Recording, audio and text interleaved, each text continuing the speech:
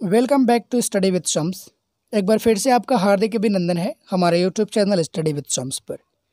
Class 12th में जो geography है, जिसको आप हिंदी में भूगोल भी कहते हैं, आज की इस वीडियो में हम इसके सिलेबस को जानेंगे। सिलेबस को जानना आपके लिए बहुत ज़रूरी है। अगर आप सिलेबस के आधार पर तैयारी करते हैं तो कम समय में भी आप अपने एग्ज़ाम में अच्छे अंक प्राप्त कर सकते हैं। एक बात आपके लिए और जानना ज़रूरी है कि जितने भी भारत में हिंदी बोर्ड हैं, सभी में एनसीईआरटी की पुस्तक ही चलती है। इसी तरह बिहार बोर्ड में भी एनसीईआरटी की ही पुस्तक है, लेकिन अंतर सिर्फ इतना सा है कि हर एक बोर्ड में, जैसे झारखंड बोर्ड की बात करें और बिहार बोर्ड की बात करें, तो बुक तो सेम है, बट प्रश्न पूछने का लेवल जो है, तरीका, ये अलग अलग है। इस वीडियो में हम केवल बिहार बोर्ड की बात करेंगे कि यहाँ पर किस तरह का प्रश्न पूछा जाता है और कहाँ कहाँ से पूछते हैं। इतना तो आपको पता होगा कि आपके बोर्ड एग्ज़ाम में 70 मार्क्स का एग्ज़ाम होता है। मतलब जो आपका बोर्ड है वो 70 मार्क्स का एग्ज़ाम लेता है, जिसको आप थ्योरी भी कह सकते हैं। बाकी 30 मार्क्स का प्रैक्टिकल होता है, जो आपको कॉलेज में ही देना पड़ता है। कुछ दिन पहले देखा गया है कि बिहार बोर्ड ने ये प्रैक्टिकल के लिए भी अलग सेंटर बनवा दिया था। तो ये बिहार बोर्ड की मर्ज़ी है, अगर ये चाहे तो किसी सेंटर बनवा करके वहाँ पर एग्ज़ाम ले ले। अगर ये चाहे तो जिस कॉलेज में आप पढ़ते हैं वहीं पर ये प्रैक्टिकल हो सकता है। ये उसकी इच्छा पर निर्भर करता है। समझने वाली बात यहाँ पर ये है कि 70 मार्क्स का एग्ज़ाम बोर्ड लेता है, बाकी 30 मार्क्स प्रैक्टिकल। यहाँ पर 30 मार्क्स लिखा हुआ है प्रैक्टिकल।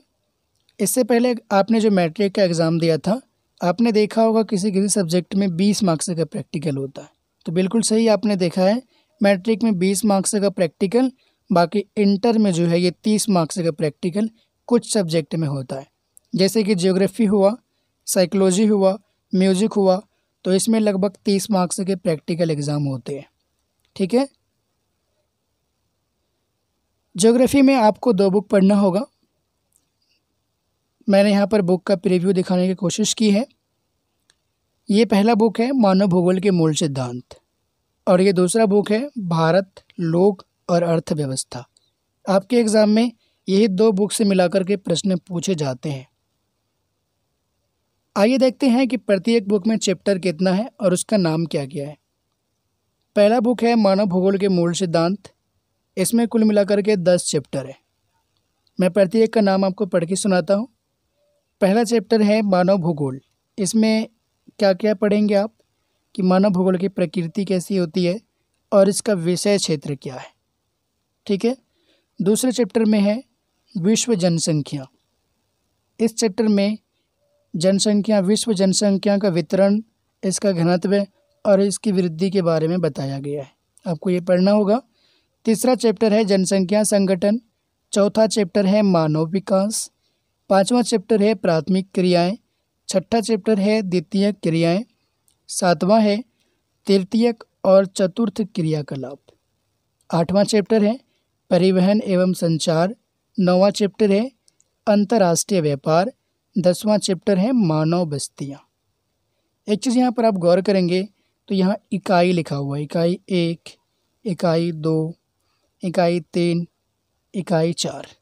तो इसको इकाई में बांट दिया गया है। ये कोई इम्पोर्टेंट बात नहीं है इस जगह। इकाई 1 में कितने चैप्टर हैं? 1। इकाई 1 में कितने चैप्टर हैं? 1। इकाई 2 में कितने चैप्टर हैं? 1, 2, 3 चैप्टर हैं। इकाई 2 में 3 चैप्टर। इकाई 3 में 1, 2, 3, 4, 5 चैप्टर हैं। इकाई 4 में 1 चैप्टर है। कुल मिलाकर के इसमें 10 चैप्टर हैं। सभी को इकाई में बांट दिया गया है, लेकिन आपको पढ़ना होगा सभी चैप्टर। ठीक है। अब देखिए दूसरा वाला जो बुक है, इसमें कितने चैप्टर है। दूसरे बुक का नाम है भारत, लोक और अर्थव्यवस्था। इसका पहला चैप्टर है जनसंख्या।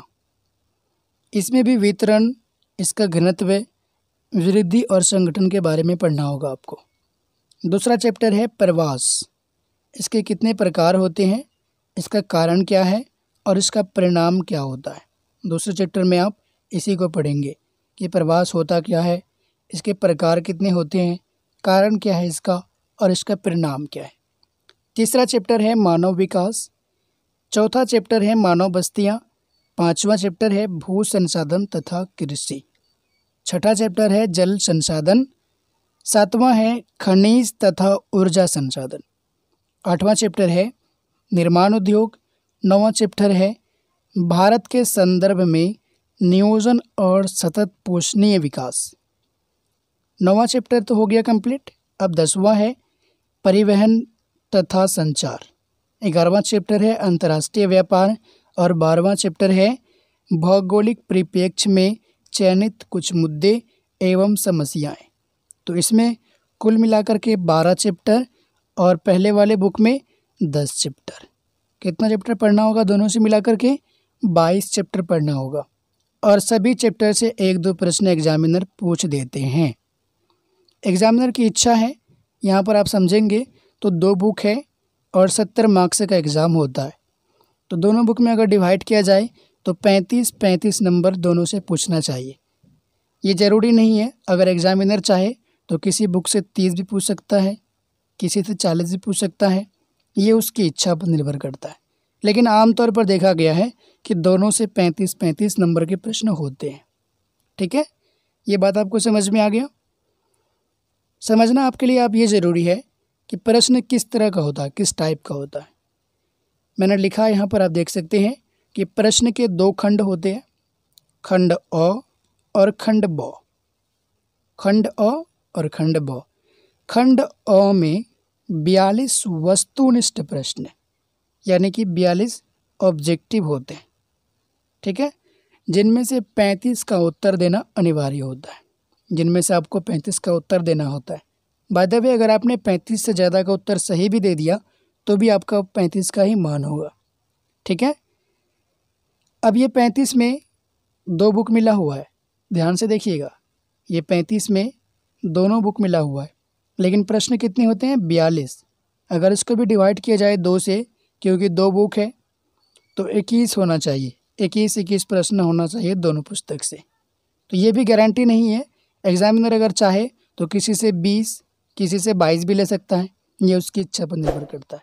लेकिन क्वेश्चन होता है कितने? 42 गो, जिनमें से आपको 35 का उत्तर देना होता है और ये ऑब्जेक्टिव होते हैं। ठीक है, और बचा बाकी कितना बचा है? ऑब्जेक्टिव तो हो गया 35, अब 35 कितना बचा है? 35। अब ये सब्जेक्टिव होता है। ठीक है, खंड ब देखिए। अब खंड ब में क्या क्या है? खंड ब में 2 तरह के प्रश्न होते हैं।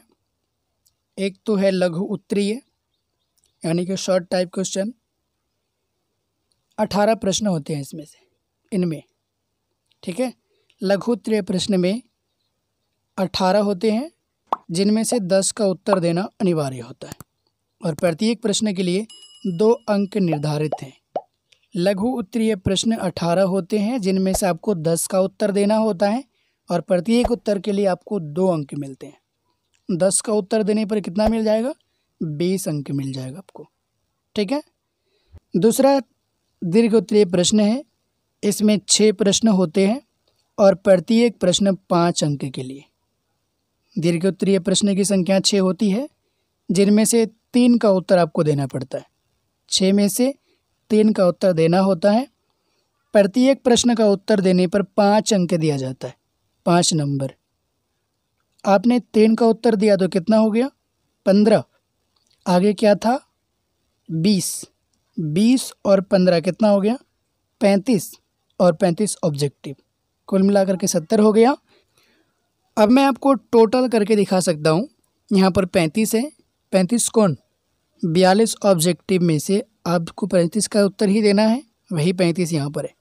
बाकी 20 जो है ये शॉर्ट टाइप के क्वेश्चन है। 18 प्रश्न में से 10 का उत्तर देना है, प्रत्येक के लिए 2 अंक, तो 10 दूनी 20 ये हो गया। बाकी ये 15 लॉन्ग टाइप के हैं। 6 प्रश्न में से 3 का उत्तर देना है और प्रत्येक के लिए 5 अंक, 3 बचे 15। 35, 20 और 15 कुल मिलाकर के 70 हो गया। शुरू में आपने देखा था कि 70 मार्क्स का एग्ज़ाम आपका बोर्ड लेगा, जिसको आप थ्योरी भी कह सकते हैं। ठीक है, बचा 30। 30 जो है ये प्रैक्टिकल होगा, जो आपको कॉलेज के आधार पर ही देना पड़ेगा। 70 और 30 कुल मिलाकर के 100 हो गया। एग्जामिनर अगर चाहे तो दोनों पुस्तक को मिला करके किसी में से ज़्यादा और किसी में से कम भी दे सकता है, ये उसकी इच्छा पर निर्भर करता है। ओके, इससे रिलेटेड अगर आपके मन में कोई प्रश्न है तो नीचे कमेंट सेक्शन में आप मुझसे पूछ सकते हैं। और आप मुझसे जुड़ना चाहते हैं तो टेलीग्राम पर आप सर्च कीजिए स्टडी विद शम्स और जुड़ जाइए। ऑलरेडी वहाँ पर कई सारे स्टूडेंट जुड़े हुए हैं, आप भी जुड़ करके अपने प्रश्नों को पूछ सकते हैं। इस वीडियो को आप शेयर अवश्य कीजिएगा अपने दोस्तों के साथ, ठीक है, और एक लाइक तो अवश्य कर दीजिएगा।